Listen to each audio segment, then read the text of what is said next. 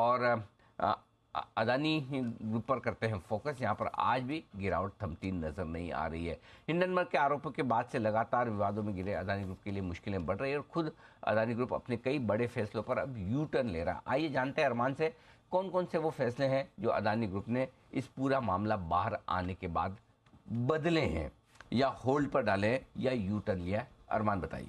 जी sir, कई सारे ऐसे फैसले हैं। अगर आप एक एक करके मैं आपको ना बताऊंगा। जैसे अगर आपको कल खबर आती हुई दिखी कि अडानी इंटरप्राइजेज और पीटीसी इंडिया के हिसाब से अडानी ने जो पावर ट्रेडर पीटीसी इंडिया है उसमें हिस्सेदारी के लिए जो बोली नहीं लगाने का फैसला लिया है, ये आपको खबर अब आई। कुछ दिन पहले ही आपको ये खबर भी आई थी अडानी पावर से, जहां पर उन्होंने डीबी पावर के अधिग्रहण से पीछे हटने की खबर आई थी, क्योंकि जो तय सीमा थी 15 जनवरी तक, उस समय तक उन्होंने बिड नहीं किया था, तो वहां से वो पीछे होते हुए दिखे थे। और अगर ये बात करें क्वांटम के हिसाब से, तो अडानी पावर ने पिछले साल अगस्त में लगभग 7,000 करोड़ के लिए जो है ये ऐलान किया था कि वो डीबी पावर में इतने के आसपास का जो है अधिग्रहण कर सकते हैं।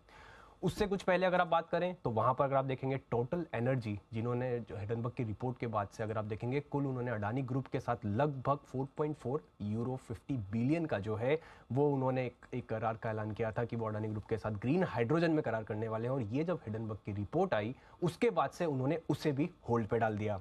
वहीं अडानी ट्रांसमिशन पे एक और चीज़ भी होती हुई दिखी, जहां पर उत्तर प्रदेश जो MVVNL के जो उन्होंने एक बिड दिया था अडानी ग्रुप ने, क्योंकि उस प्रोजेक्ट के लिए, उस बिड को खारिज कर दिया उन्होंने। और उसके बाद अगर आप देखेंगे ये जो टोटल प्रोजेक्ट था जो अडानी ट्रांसमिशन ने बिड किया था वो लगभग 5,400 करोड़ का था।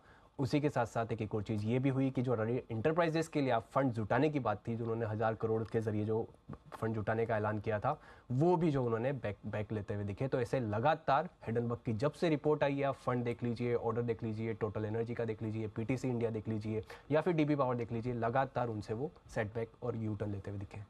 ओके, तो सबसे बड़ी बात है कि जो भी बड़े एक्सपांशन प्लान्स हैं या फिर नए कारोबार में उतरने की योजनाएं हैं उस पर थोड़ा सा बैकफुट पर जा रहे हैं। 1,000 करोड़ के बॉन्ड्स जारी करने थे, फंड जुटाना था, वो रोका है। 5,400 करोड़ के बड़े ऑर्डर्स उत्तर प्रदेश से मिलने वाले थे, वो अब रुक गए हैं। टोटल जो इनके ग्रीन फ्यूल प्रोजेक्ट में जो पैसा लगाने वाला था वो थोड़ा सा हाथ खींचता हुआ दिख रहा है। साथ ही पीटीसी इंडिया के लिए जो बोली लगाने की और साथ ही डीबी पावर को एक्विजिशन करने की जो योजनाएं थी, पावर सेक्टर में बड़ी योजनाएं भी अदानी ने फिलहाल होल्ड पर डाली है। ये सारे डेवलपमेंट आपके सामने अब तक होते हुए दिख रहे हैं। लेट्स सी आगे क्या कुछ डेवलप